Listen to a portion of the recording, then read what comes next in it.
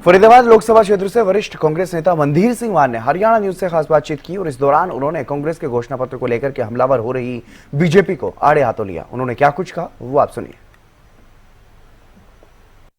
कांग्रेस के घोषणा पत्र को लेकर बीजेपी लगातार हमलावर हो रही है और इसको लेकर तमाम तरह के सवाल हैं जो वो बीजेपी के नेता उठा रहे हैं। इसको लेकर केंद्रीय मंत्री कृष्णपाल गुर्जर हैं जो यहाँ से प्रत्याशी हैं फिलहाल, उन्होंने भी उसको लेकर सवाल उठाए। इसको लेकर हमारे साथ वरिष्ठ कांग्रेसी नेता मंधीर सिंह मान है, इनसे हम जान लेते हैं। मान साहब, किस तरीके से देखते हैं लगातार सवाल उठा रहे हैं आपके घोषणा पत्र कांग्रेस के?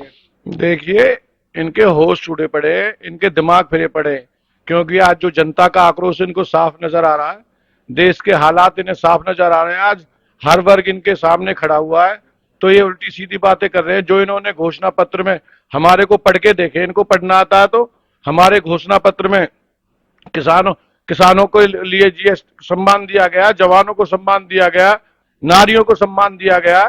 ये जो लोग कहते हैं कि हमारे के नारियों के कुंडल तक उतरवा लेंगे ये लोग, दीवारों को स्क्रीन करवाएंगे, कुंडल तक को उतरवा लेंगे, तो ऐसी ऐसी बातें निकल निकल के आ रही हैं, क्योंकि इन सरकार ने पहले से ही ड्रामा किया, झूठ बोला है।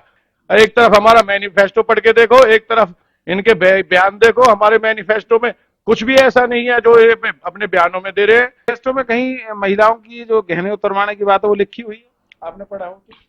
मैनिफेस्टो में कहीं भी कोई महिलाओं के गहने उतरवाने की नहीं, बल्कि महिलाओं को सहयोग देने के लिए हमारी मैनिफेस्टो में लिखी है। महिलाओं को आगे बढ़ाने के लिए मैनिफेस्टो में लिखी है। गहने क्या, खजाने तो महिलाओं को, जो महिलाओं का बेचारियों को लूटा तो इन्होंने ही लूटा, भारतीय जनता पार्टी ने लूटा। उनके जो पैसे जो छुपा के भी रखे थे, उन्होंने दबा के रखे थे आड़े वक्त के लिए, जो अब अपनी एक औरतें खोजा रखी है, उस सबको इन्होंने निकलवा लिया नोटबंदी के तौर पे। उनके सबके पैसे को इन्होंने ले लिया। तो मैं यही कहूंगा, इन्होंने महिलाओं के साथ कुछ नहीं किया और हमारे मैनिफेस्टो के मुद्दे हमेशा से पूरे होते हुए आए हैं और हमारे जो मुद्दे देश को विकास की तरफ लेके गए हैं हमेशा से। और इनके मैनिफेस्टो में जो भी मुद्दे हैं, 10 साल से वही मुद्दे दोहराए जा रहे हैं कि एक भी मुद्दे पर ये काम नहीं कर पाए। इन्होंने सिर्फ जनता को बहकाया, चाहे किसी को 15 लाख का लालच दिया हो, चाहे किसी को कितने का भी दिया हो, इन्होंने सब जनता को गुमराया।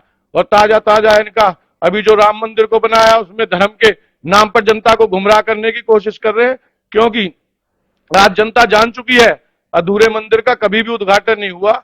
इन्होंने जो वोटों की राजनीति को लेकर जो अधूरे मंदिर का उद्घाटन किया है, आज उस दिन मुहूर्त भी नहीं था। हमारे जो आदेश की आस्था के स्तंभ है, जो चारों शंकराचार्य, वो चारों नाराज थे, एक भी उनमें से वहां नहीं पहुंचा। इन्होंने बिल्कुल धर्म के साथ खिलवाड़ किया, हर वर्ग के साथ खिलवाड़ किया, किसानों पे लाठियां और गोलियां चलवाई हैं इन्होंने। इनके मैनिफेस्टो में 10 साल में कोई काम नहीं किया, देश को नीचे की तरफ ले गए और हर वर्ग को दबाया गया। सिर्फ चंद लोगों को आगे ले जाके उनके साथ मिलकर देश को लूटा है और हर तरह से देश को लूटा है। देश के ऊपर आज इतना कर्ज हो गया कि आज देश कर्जे में डूबा पड़ा है। देश का हर वो नौजवान जो देशभक्त है, हर इंसान जो देशभक्त है, वो हमारे साथ लगा हुआ है, क्योंकि लोकतंत्र को बचाने का सवाल है, देश को बचाने का सवाल है।